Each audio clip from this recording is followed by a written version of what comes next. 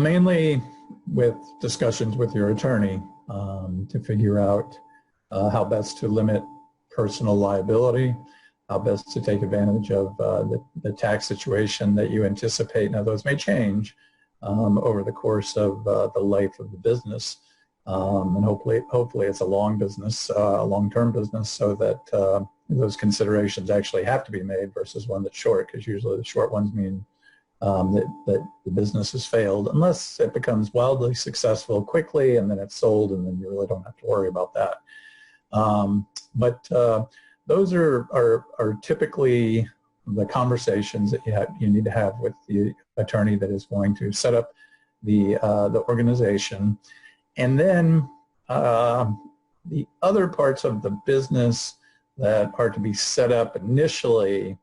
some probably will be brought up by the client, especially if the client has some level of sophistication when it comes to running a business. If they're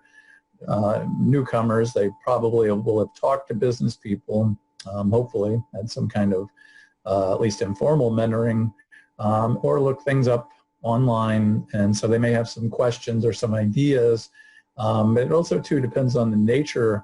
of the work as to what kind of legal work needs to be done up front. So when I have a consultation with somebody, I try and get those questions out in the open, because a lot of times they are questions that non-lawyers do not think of, but that would cause them money and grief and time and effort if they weren't addressed properly in the beginning. And once those questions are out in the open, then I can discuss options with the client and then give suggestions as to how I think the best way to set up the business would be.